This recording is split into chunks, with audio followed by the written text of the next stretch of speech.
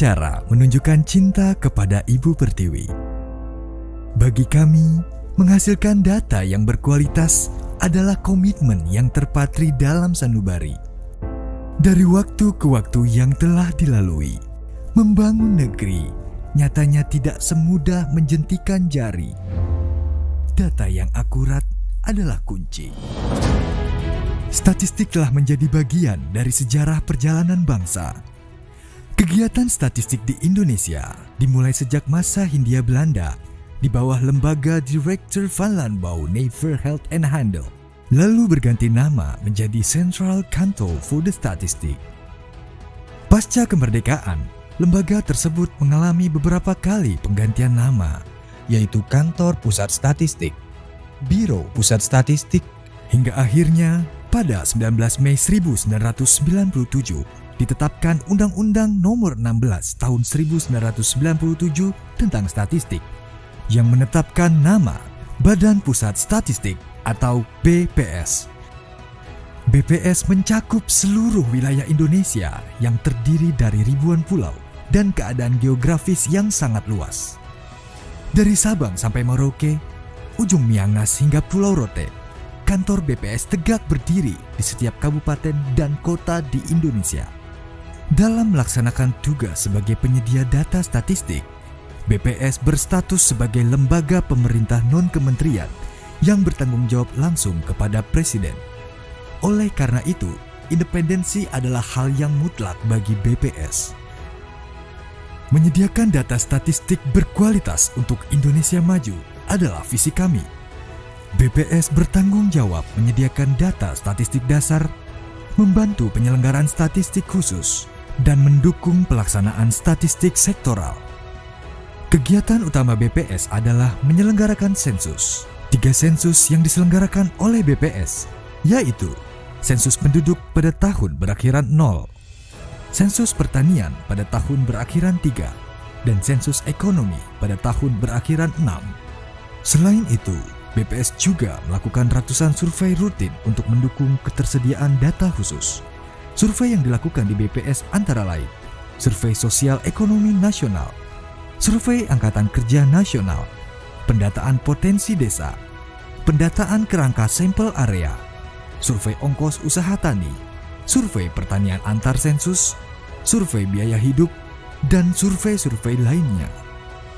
Dalam melakukan pengumpulan data di lapangan, BPS menggunakan metode wawancara secara tatap muka atau pengisian secara mandiri oleh responden. Keamanan data yang telah diperoleh menjadi prioritas utama BPS. Setiap data yang diperoleh dari responden dijaga kerahasiaannya dan dijamin oleh undang-undang.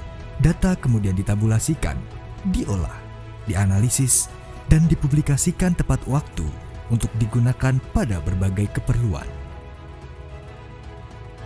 BPS diperkuat oleh lebih dari 16.000 pegawai yang tersebar di 34 kantor BPS provinsi dan 514 kantor BPS kabupaten atau kota di seluruh Indonesia. Selain itu, BPS dibantu oleh tenaga mitra statistik terlatih yang berlandaskan pada nilai inti, profesional, integritas, amanah. BPS juga turut melakukan pendidikan dan pelatihan statistik. Politeknik Statistika STIS adalah perguruan tinggi kedinasan yang dikelola untuk mencetak generasi unggul di bidang perstatistikan dan mampu bersaing secara nasional maupun internasional. Muatan kurikulum yang diajarkan berbeda dengan universitas lain karena terdapat mata kuliah ofisial statistik. BPS juga memiliki pusat pendidikan dan pelatihan sebagai wadah pengembangan SDM baik di bidang statistik maupun komunikasi, public speaking, kepemimpinan, dan lain-lain. Pusdiklat BPS tak hanya berfokus pada pengembangan SDM BPS, tetapi juga terbuka dalam hal pengembangan kompetensi fungsional statistisi, pranata komputer, dan statistik sektoral. Kepercayaan pemerintah, masyarakat, hingga dunia internasional adalah pelecut semangat bagi BPS untuk terus menghasilkan data yang up-to-date dan akurat. Partisipasi aktif masyarakat dalam mendukung ketersediaan data statistik di Indonesia Berpartisipasi aktif dan memberikan jawaban yang jujur sebagai responden adalah motivasi kami untuk tidak pernah berhenti melayani dengan hati. Seluruh data yang dihasilkan oleh BPS dapat diakses langsung melalui bps.go.id atau dapat langsung datang ke pelayanan statistik terpadu di kantor BPS terdekat yang tersebar di seluruh wilayah di Indonesia. BPS akan terus menyediakan data statistik yang akurat, handal, terpercaya. Karena data mencerdaskan bangsa.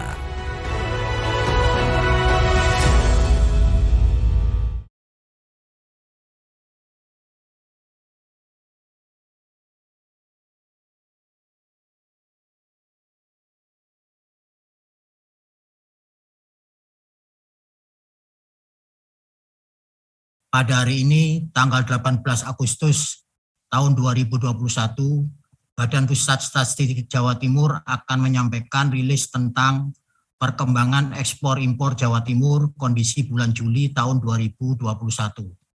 Kita mulai dengan perkembangan ekspor. Kita lihat bahwa nilai ekspor Provinsi Jawa Timur bulan Juli tahun 2021 mencapai 1,69 miliar US dollar, turun sebesar 17,75% dibandingkan bulan Juni tahun 2021 yang mencapai 2,06 miliar US dollar. Penurunan bulan ini disebabkan oleh turunnya ekspor sektor migas dan non-migas secara simultan. Bisa kita lihat pada slide bahwa ekspor sektor migas bulan Juli tahun 2021 mengalami penurunan sebesar 63,44% dari 0,17 miliar US dollar pada bulan Juni tahun 2021 menjadi 0,06 miliar US dollar. Demikian pula dengan ekspor non-migas mengalami penurunan sebesar 13,55% dari 1,88 miliar US dollar menjadi 1,63 miliar US dollar. Tentunya penurunan kinerja ekspor bulan Juli tahun 2021 ini bisa menjadi sebagai dampak diberlakukannya PPKM darurat di Jawa Bali selama bulan ini.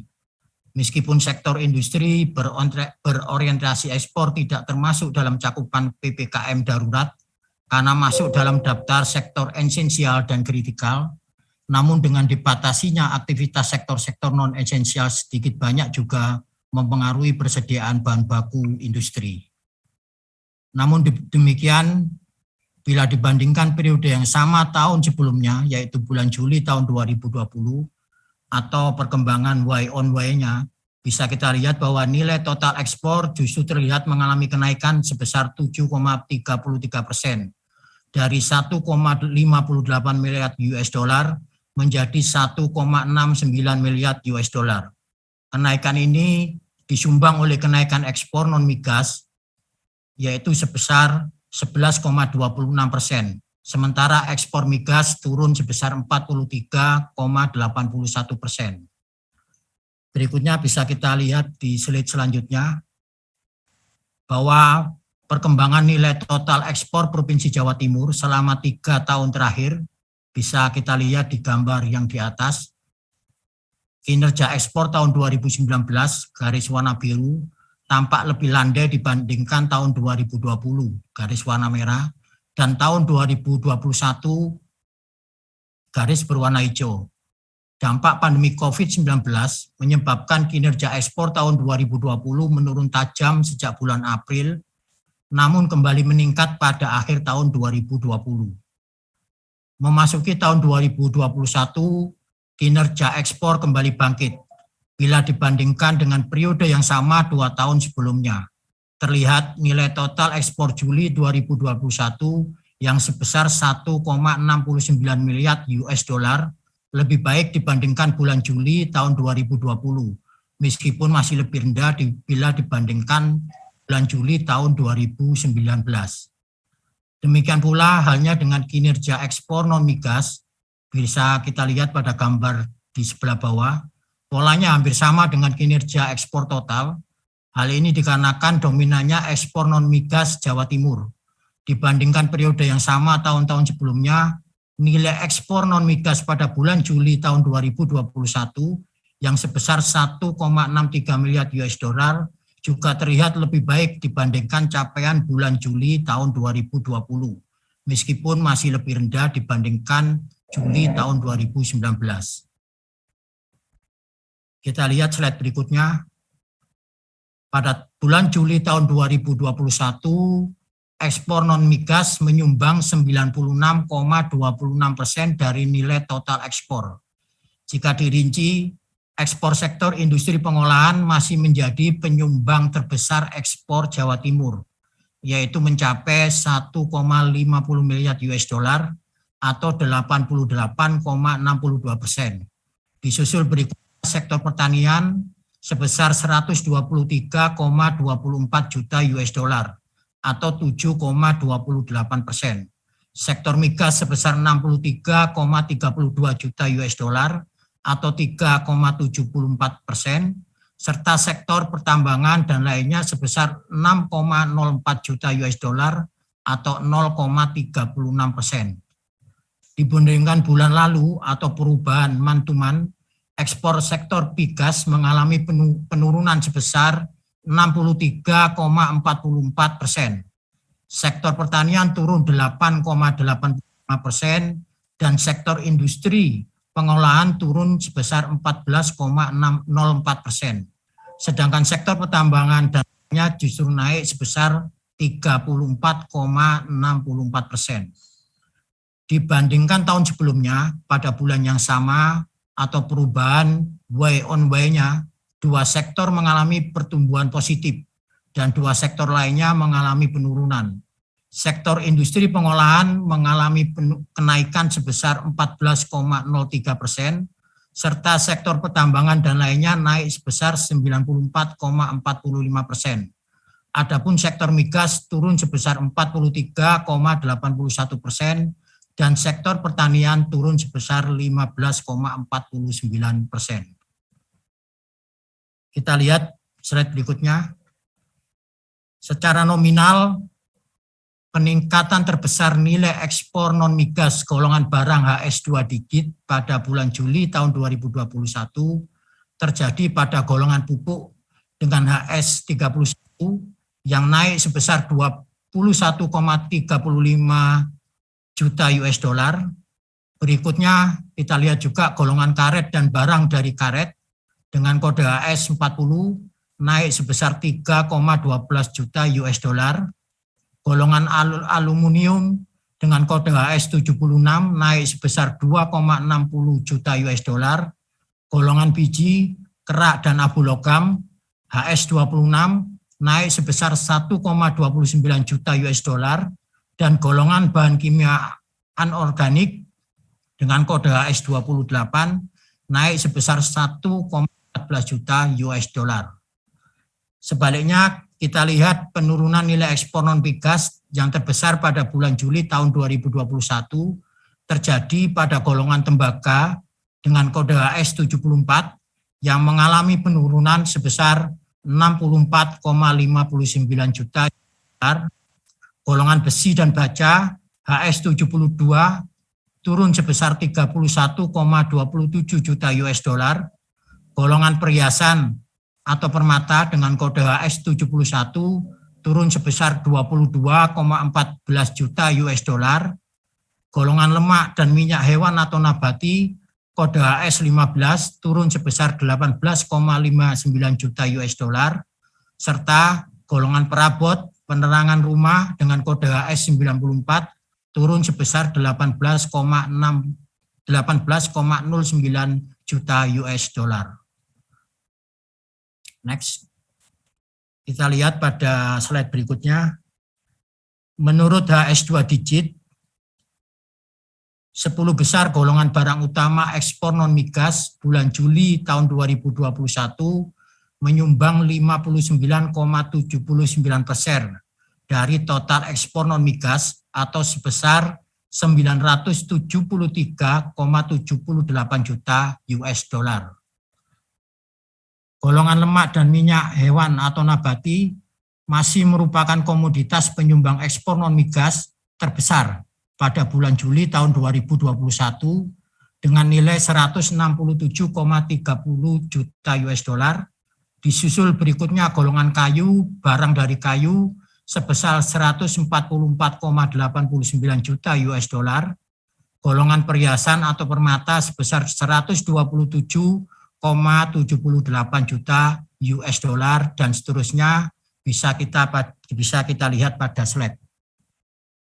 Perubahan nilai ekspor non migas bulan Juli tahun 2021 terhadap Juni tahun 2021 mantuman untuk 10 golongan barang utama HS2 digit tersebut terlihat seluruh golongan mengalami penurunan. Golongan komoditas yang mengalami penurunan tertinggi adalah golongan tembaga dengan penurunan sebesar 36,06%, disusun golongan perabot, penerangan rumah dengan penurunan sebesar 24,9%, dan golongan daging dan ikan olahan yang turun sebesar 20,81%. Kita lihat di kolom sebelahnya, berdasarkan 10 golongan barang utama HS2 digit, juga seluruhnya mengalami penurunan. Golongan komoditas yang mengalami penurunan volume terbesar juga golongan tembaga penurunan sebesar 33,00%, disusul golongan perabot, penerangan rumah, dan golongan daging dan ikan olahan. Berikutnya, kalau kita lihat pada slide ini adalah peningkatan dan penurunan terbesar ekspor non-migas ke negara tujuan Juli terhadap Juni tahun 2021. Jadi menurut negara tujuan, peningkatan nilai ekspor non-migas bulan Juli tahun 2021 secara nominal tertinggi ditujukan ke India dengan kenaikan sebesar 18,09 juta US dollar. Berikutnya ke Bangladesh yang naik sebesar 7,06 juta US dollar, ke Djibouti naik sebesar 3,25 juta US dollar, ke Nicaragua naik sebesar 2,56 juta US dollar, dan ke Benin naik sebesar 1,93 juta US dollar. Sebaliknya, penurunan nilai ekspor non-migas terbesar pada Juli tahun 2021 berturut-turut adalah ekspor ke Amerika Serikat mengalami penurunan sebesar 35,55 juta US dollar, ke Thailand turun sebesar 33,05 US dollar, ke Singapura turun sebesar 30,84 juta US dollar, ke Tiongkok turun sebesar 25,77 juta US dollar, serta ke Jepang turun sebesar 23,03 juta US dollar. Selanjutnya kita lihat pangsa ekspor non-migas kumulatif dari bulan Januari sampai dengan bulan Juli tahun 2021. Total kumulatif ekspor non-migas Jawa Timur selama bulan Januari sampai dengan Juli tahun 2021 tercatat sebesar 11,56 miliar US dollar. Utamanya masih ditujukan ke Amerika Serikat sebesar 1,85 miliar US dollar atau 16,05% dari total ekspor non-migas. Disusul ke Jepang sebesar 1,80 miliar US dollar atau 15,58%, ke Tiongkok sebesar 1,55 miliar US dollar atau 13,40%, dan seterusnya ke Malaysia, India, Vietnam, Thailand, Korea Selatan, Belanda, dan Australia. Sekarang kita lihat menurut kawasan tujuan ekspor. Jadi selama Januari sampai dengan Juli tahun 2021, kawasan ASEAN masih menjadi tujuan utama ekspor non-migas Jawa Timur, yaitu mencapai 18,13% dari total ekspor non-migas dengan nilai 2,09 miliar US dollar. Kawasan tujuan ekspor non-migas lainnya adalah Uni Eropa dengan pasar 8,67% atau sebesar 1 miliar US dollar. Itu tadi merupakan perkembangan ekspor Jawa Timur pada bulan Juli tahun 2021. Selanjutnya kita masuk ke impor.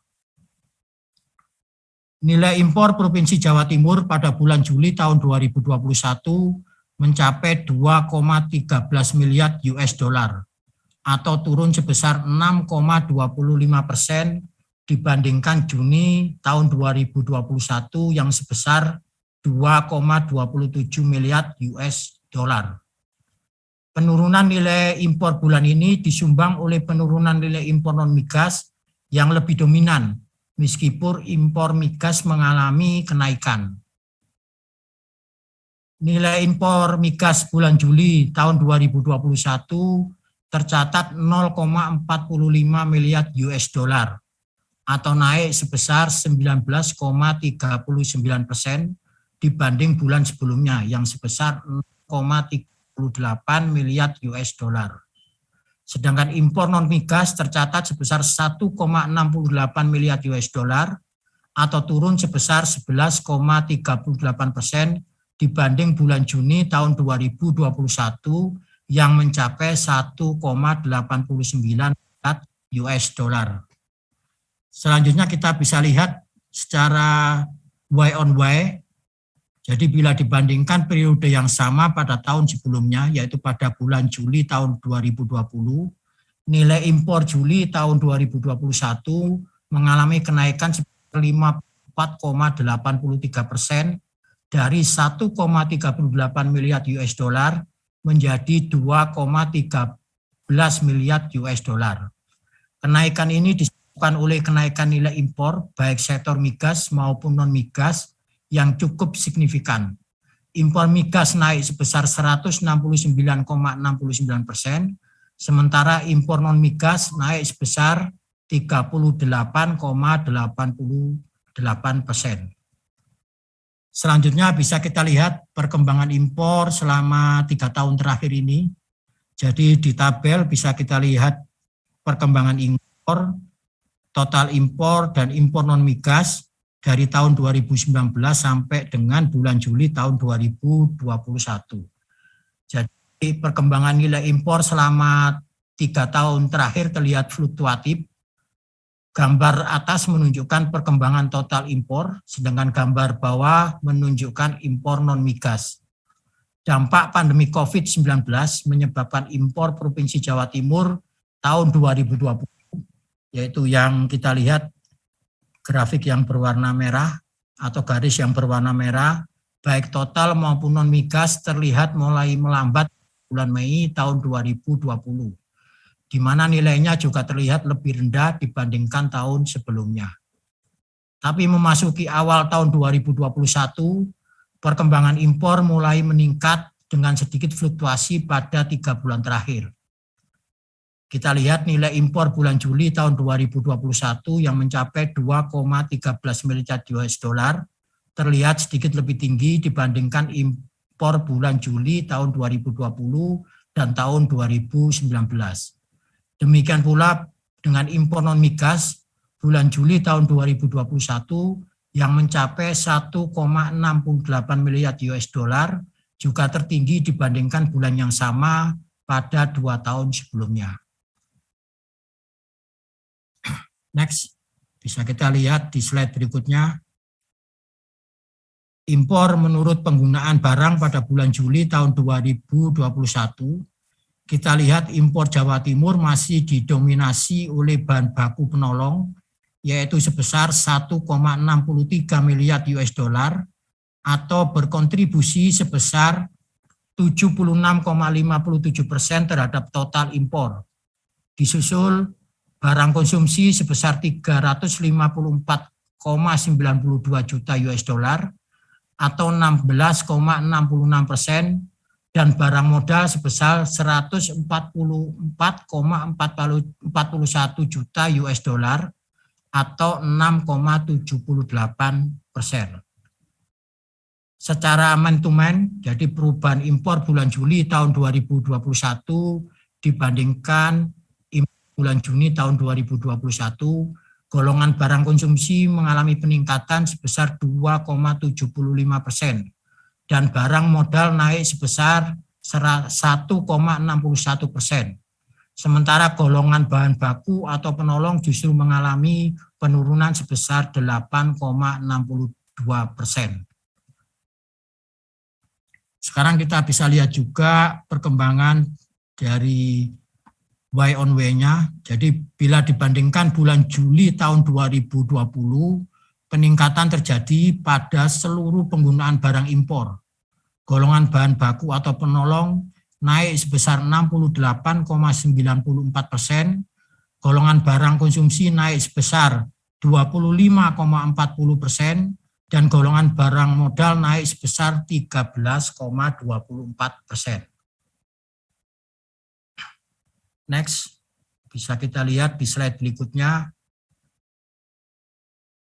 Peningkatan dan penurunan terbesar impor non-migas golongan barang dengan HS2 digit dari bulan Juli terhadap bulan Juni tahun 2021.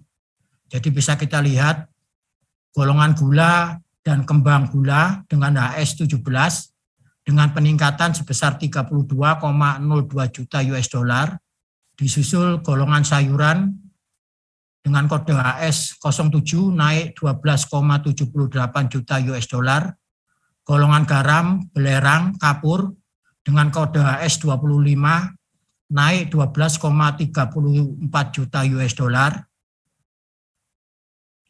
golongan ampas atau sisa industri makanan dengan kode HS23 naik sebesar 6,67 juta US dollar, dan golongan kapal laut dengan kode HS89 naik sebesar 5,20 juta US dollar. Sekarang kita lihat penurunan nilai impor terjadi pada golongan besi dan baja dengan HS72 yang turun sebesar 79,63 juta US dollar. Golongan gandum-ganduman HS10 turun sebesar 37,59 juta US dollar. Golongan pupuk dengan kode HS31 turun sebesar 26,94 juta US dollar. Golongan plastik dan barang dari plastik dengan kode HS39 turun sebesar 25 juta US dollar, serta golongan mesin atau peralatan listrik dengan kode HS85 turun sebesar 17,47 juta US dollar. Selanjutnya kita lihat di slide berikutnya, yaitu impor non-migas golongan barang utama dengan HS2 digit. Kalau kita lihat bahwa 10 golongan barang utama impor non-migas pada bulan Juli tahun 2021 menyumbang sebesar 962,80 juta US dollar atau 57,36% dari total impor non-migas. Komoditas utama penyumbang impor non-migas pada bulan Juli tahun 2021 adalah mesin-mesin atau pesawat mekanik sebesar 144,54 juta US dollar. Disusul berikutnya ampas atau sisa industri makanan sebesar 140,40 juta US dollar, besi dan baja sebesar 126,82 juta US dollar, dan seterusnya bisa kita lihat pada slide. Berdasarkan nilai dari 10 golongan barang utama, sebanyak 6 golongan barang mengalami penurunan, sementara 4 lainnya mengalami kenaikan. Nilai impor besi dan baja mengalami penurunan tertinggi pada bulan ini, yaitu turun sebesar 38,57% dibandingkan bulan Juni tahun 2021. Sementara golongan garam, belerang, kapur mengalami kenaikan tertinggi, yaitu naik 26,95% dibanding bulan sebelumnya. Hal yang sama juga terjadi pada perubahan volumenya. Jadi kalau kita lihat 3 kolom terakhir, dari 10 golongan barang utama HS2 digit, volume impor golongan besi dan baja juga mengalami penurunan tertinggi, yaitu sebesar 42,37%, sedangkan golongan garam, belerang, kapur mengalami peningkatan volume terbesar, yaitu sebesar 94,39% dibandingkan bulan Juni tahun 2021. Next. Kita bisa lihat berdasarkan negara asal impor, peningkatan nilai impor non-migas secara nominal bulan Juli tahun 2021 tertinggi berasal dari India dengan kenaikan sebesar 22,74 juta US dollar. Berikutnya dari Argentina naik sebesar 11,86 juta US dollar. Dari Mesir naik sebesar 8,62 juta US dollar.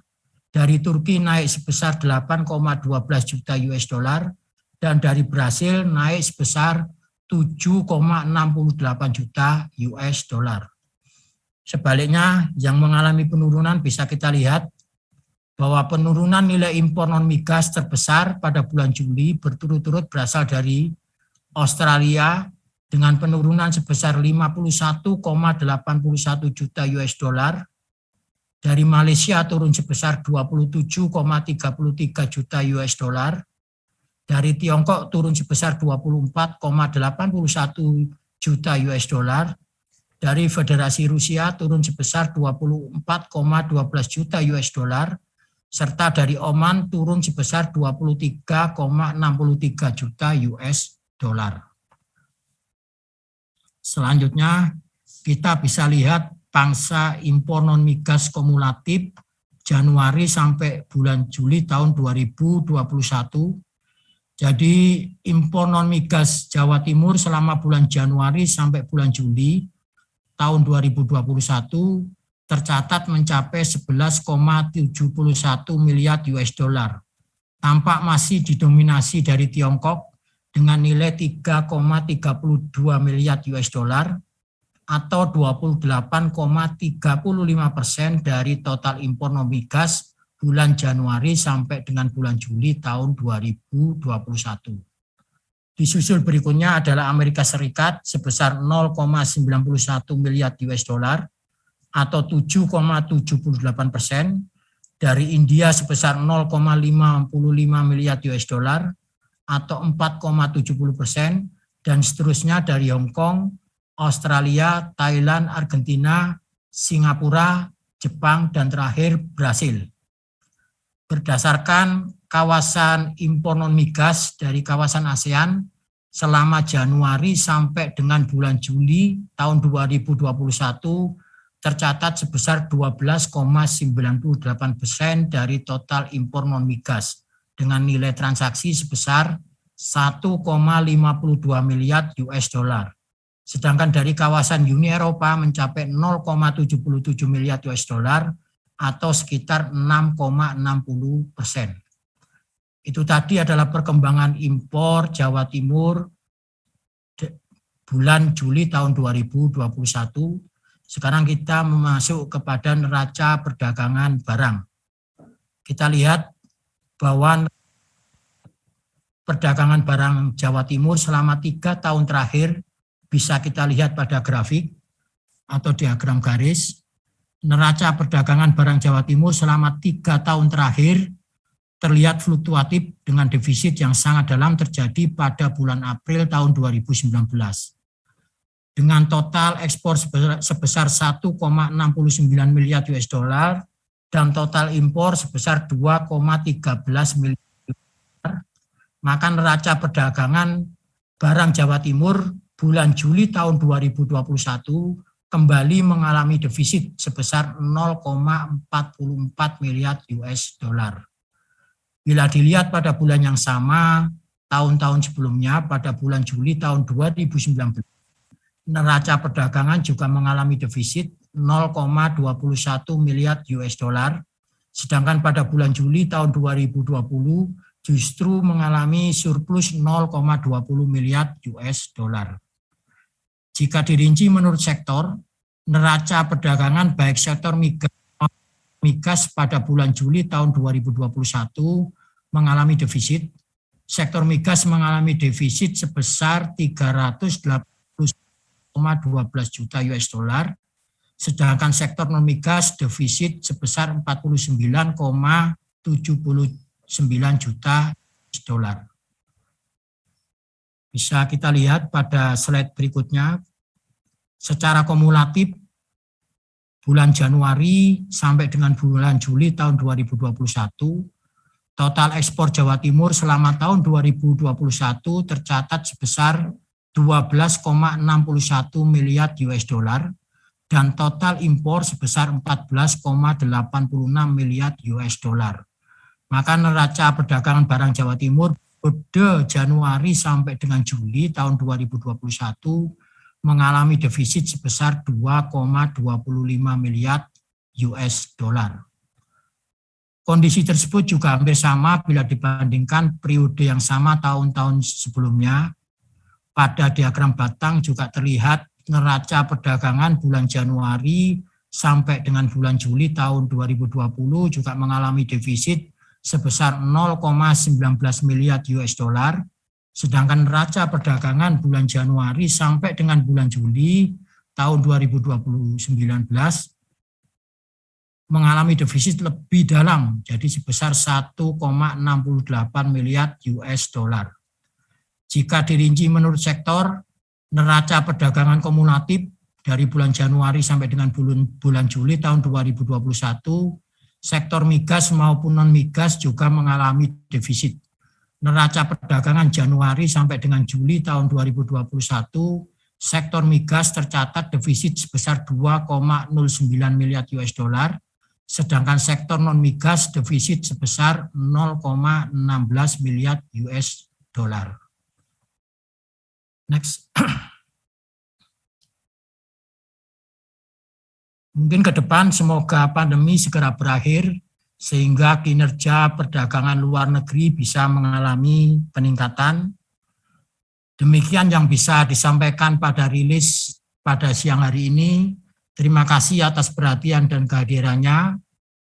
Seperti biasanya, kalau ada pertanyaan seperti biasanya bisa lewat WA Group.